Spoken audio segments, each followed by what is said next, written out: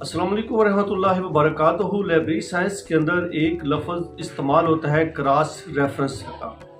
ये cross reference क्या होता है, ये कब इस्तेमाल किया जाता है और इसको क्यों इस्तेमाल किया जाता है,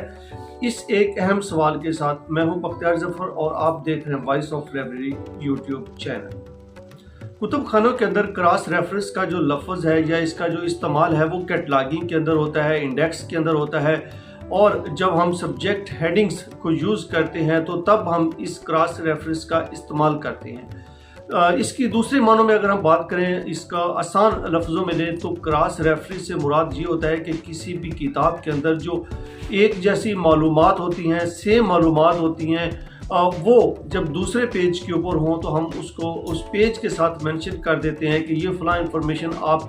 फ़लाँ पेज के ऊपर देख सकते हैं, तो इसको क्रॉस रेफरेंस भी कहा जाता है। क्रॉस रेफरेंस जो होता है वो किसी एक जो दस्तावेज़ात होती हैं उनके अंदर, किसी किताब, जर्नल या सीरियल के अंदर कहीं और जो मालूमात होती हैं उसका जो हवाला दिया जाता है उसको क्रॉस रेफरेंस कहते हैं। क्रॉस रेफरेंस या क्रॉस हवाला जात किसी भी किताब, दस्तावेज़ात या जर्नल या जो भी हमारे पास इल्मी मवाद होता है उसका एक अहम अनासर है। क्रॉस रेफरेंस किसी भी किताब के अंदर मुख्तलिफ सफ़ात की तरफ इशारा करता है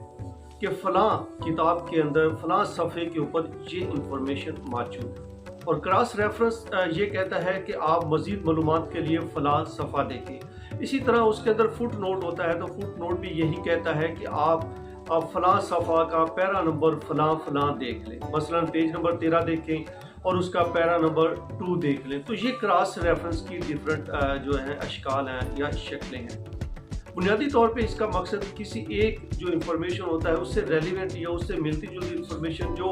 उस किताब के अंदर या उस डॉक्यूमेंट के अंदर कहीं और किसी और सफ़े के ऊपर मौजूद है उसकी तरफ रेफरेंस करना या उसका हवाला देना क्रॉस रेफरेंस कहलाता है। कैटलॉगिंग के अंदर जब हम कैटलॉग बनाते हैं तो उसके ऊपर लिख देते हैं, जब कैटलॉग कार्ड होता है उसके अंदर जो इन्फॉर्मेशन होती है उसको वो वहाँ पे हम मेंशन कर देते हैं कि इस किताब के अंदर या इस कार्ड के ऊपर जो इन्फॉर्मेशन है कि इस जैसी और कोई किताब कहाँ पे किस कार्ड के अंदर आपको मिल सकती है। इसी तरह जो सब्जेक्ट हेडिंग है वो भी क्रॉस रेफरेंस की एक बेहतरीन मिसाल है। सब्जेक्ट हेडिंग के अंदर जब हम कोई टाइटल सर्च करते हैं तो वो आगे फर्दर हमें कहता है सी देखें, सी आल्सो देखें, या यूज़ देखें, यूज़ फॉर देखें। तो इस तरह की जो मुख्तलिफ हम उसको सब्जेक्ट हेडिंग को कैटलॉगिंग यूज़ करते वक्त इस्तेमाल करते हैं, तो ये हमारा एक तरह का क्रॉस रेफरेंस होता है जिसको हम इस मुख्तलिफ डॉक्यूमेंट्स के अंदर यूज़ किया जाता है।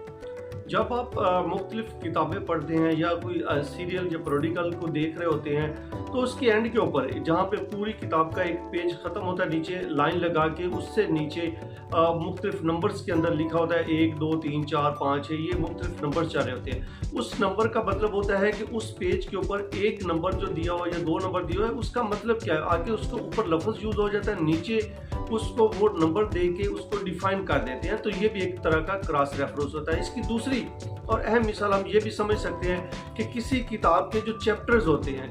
टेबल ऑफ कंटेंट्स जिनको हम कहते हैं, जिनको उनके आगे अगर देखें एक टाइटल होता है और उसके आगे पेज नंबर दिए होते हैं, तो इसको भी हम क्रॉस रेफरेंस कह सकते हैं कि डायरेक्ट हम उस इंफॉर्मेशन तक शॉर्ट टाइम के अंदर पहुंच सकते हैं। तो ये भी एक तरह की क्रॉस रेफरेंस होता है। इसी तरह क्रॉस रेफरेंस को बनाने के लिए वर्ड या एक्सेल के अंदर जब आप काम कर रहे होते हैं तो मुख्तलिफ इसके अंदर स्टाइल्स है,